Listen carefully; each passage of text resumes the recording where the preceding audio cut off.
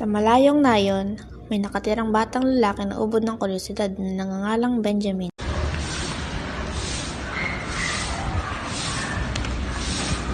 Kuya, laro tayo! Meron nang ginagawa. Doon ka na.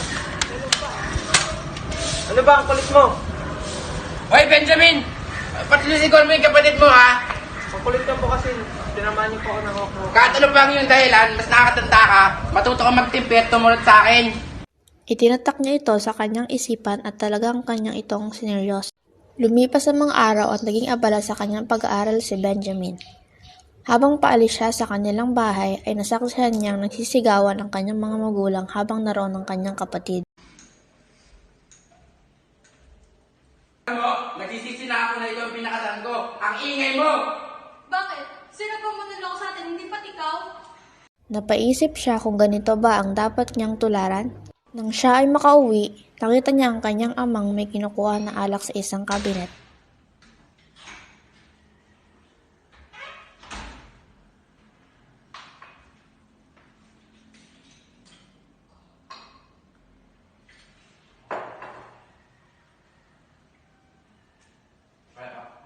Dala ng kuryosidad ay kumuha rin siya nito.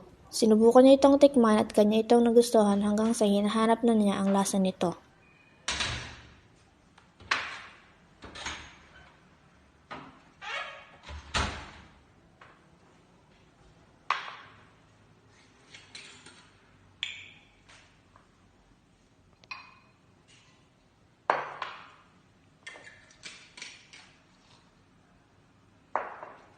Pumapasok siya sa eskwela ng lasing at umuwi na parang pagod na pagod sa kanyang pinuntahan.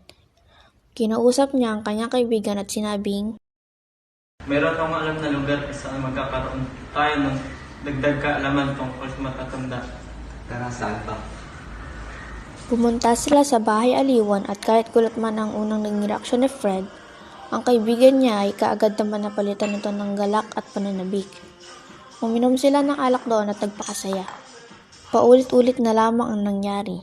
Papasok sa eskwela ng lasing, babalik sa bahay aliwan. Napansin na ito ng kanyang mga magulang at sila ay nagsimulang mag-alala. At noong silipin nila ang lalagyan ng mga alak ay kanilang nakita na mayroong mga nawawala. At agad na napagtantong maaari ang kanilang anak ang kumuha nito. Mukhang meron pa yung dapat pag-usapan ng anak mo. Nang makauwi ang kanilang anak, ay kinausap ito ng kanyang ama. Hindi ko alam ano nangyari sa'yo. Tila ang mga sermon ko ay walang naitutulong. Pero akala ko kagustuhan yung mga ginagawa ko. May kakati sa inuman ko. Dahil gusto niyo akong maktambi na matanda. Hindi lang ang pag-iinom ng alak ang paraan para maging maalam. Sa bagay, sinubukan ko rin yung hindi pagsabihan ng ramdaman ko. Sa mga paraan na ito, paggawa ng mga bagay na hindi mo gusto. Pagtatrabaho, pakikipag-usap sa ibang tao na gusto mo. Ngayon, alam ko na nagawa ko. Patawarin niyo po ako at nangako akong hindi na iyon mga ulit.